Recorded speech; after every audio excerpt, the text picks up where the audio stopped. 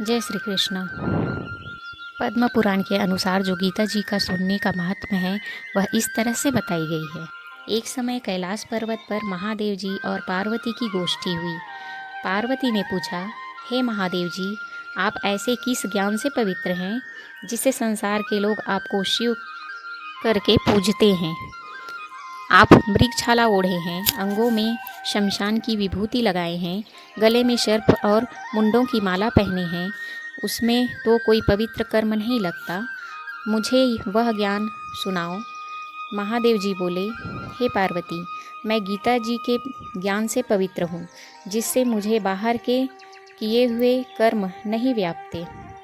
पार्वती जी ने पूछा, जिस गीता जी का ज्ञान की आप स्तुति करते हैं, उसके श्रवण करने से कोई कृतार्थ भी हुआ है? महादेव जी बोले, हे पार्वती, इस ज्ञान से बहुत जीव कृतार्थ हुए हैं और आगे भी होंगे। मैं तुमसे एक पुरातन कथा सुनाता हूँ, श्रवण करो। एक समय पाताल लोक में भगवान विष्णु शेष शैया पर नयन मूंदकर आनंद मग्न थे।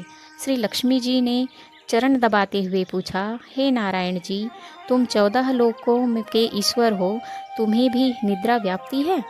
निद्रा और आलस्य तो पुरुषों को व्यापता है जो तामसी हैं।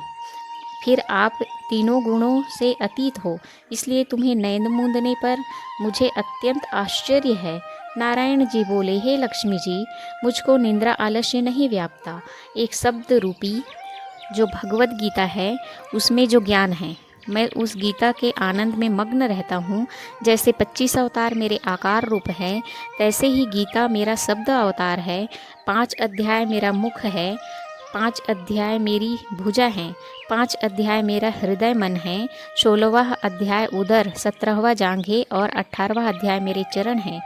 गीता के श्लोक मेरी नाड़ियाँ और उसके अक्षर मेरे रोम हैं। ऐसे शब्द रूपी गीता ज्ञान मैं अपने हृदय में विचारता हूँ। लक्ष्मी जी बोली, नारायण जी, ऐसे गीता ज्ञान से कोई मुक्त भी हुए हैं? तब नारायण जी ने कहा, सर्व शास्त्रमयी गीता, सर्व देवोमयी हरि, सर्व तीर्थमयी गंगा, सर्व धर्ममयी दया। यह श्लोक सुना करके लक्ष्मी जी से बोले, अब आप पहले अध्याय का महत्व सुने। शूद्र वर्ण का एक चंडाल तेल लवण का व्यापार करता था। एक दिन वह अपनी बकरी चराने को गया। वृक्ष के से पत्र तोड़ते समय उसे सर्प ने डस लिया और वह मर गया। मर कर उसने बहुत नरक भोगे, फिर बैल का जन्म पाया। उस बैल को एक भिखारी ने मोल ले लिया। वह सारा दिन उस पर बैठकर भिक्षा मांगता, रात को आकर अपने कुटुंब के साथ मिलकर खाता और बैल की सारी रात द्वार पर बंधा रहता, पर सुध न लेता। उसके खाने की कोई खबर ही न लेता।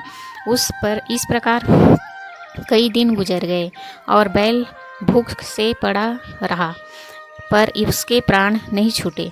नगर के लोग देखते, उसमें से कोई तीर्थ का फल देता, कोई व्रत का फल देता, पर उस बैल के प्राण नहीं छूटते। एक दिन एक वैश्या आई।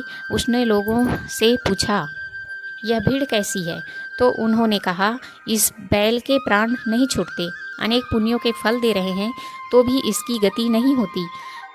तब गणिका ने कहा कि मैंने जो कर्म किया है उसका फल भी मैंने इस बैल के निमित्त दिया। इतना कहते ही बैल की मुक्ति हुई। उस बैल ने फिर ब्राह्मण के घर में जन्म लिया। पिता ने उसका नाम सुशर्मा रखा। बड़ा होने पर पिता ने उसको पढ़ाया और उसको पिछले जन्म की करनी याद रही।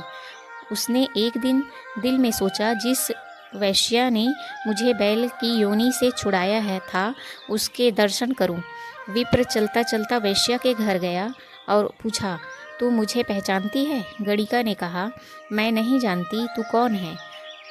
तू विप्र, मैं वैश्या। तब विप्र ने कहा, मैं वही बैल हूँ जिसको तुमने अपना पुण्य दिया था, तब मेरी मुक्ति हुई थी। अब मैंने विप्र के यहाँ जन्म लिया है, तो अपना पुण्य क्या था वह बता। वैश्य ने कहा, मैंने अपनी याद में कोई पुण्य नहीं किया, पर मेरा एक तोता है, वह सवेरे कुछ पढ़ता है, मैं उसके वाक्यों को सुनती हूँ। उस पुण्य का फल मैंने तेरे निमित्त दिया था। तब उस विप्र ने तोते से पूछा, कि तोते, सवेरे तू क्या पढ़ता है? तोते ने कहा, मैं पिछले जन्म में विप्र का पुत्र था। पिता ने मुझे गीता के पहले अध्याय का पाठ सिखाया था। एक दिन मैंने अज्ञानवश गुरु का अपमान किया और कहा, मुझे गुरु ने क्या पढ़ाया? तब गुरु जी ने मुझे श्राप दिया, तू तोता हो जा। तब मैं तोता बना। एक दिन एक बहेलिया पकड़कर ले गया और एक विप्र ने मुझे मोल लिया। वह विप्र भी अपने पुत्र को गीता पाठ पढ़ाता था। तब मैंने भी वह गीता का पाठ सीख लिया। एक दिन वह ब्राह्मण के घर चोर आए। उनको कुछ धन प्राप्त न हुआ तो मेरा पिंजरा उठा ले गए। उन चोरों की यह वेश्या मित्र थी। उसने मुझे इसके पास ले आए।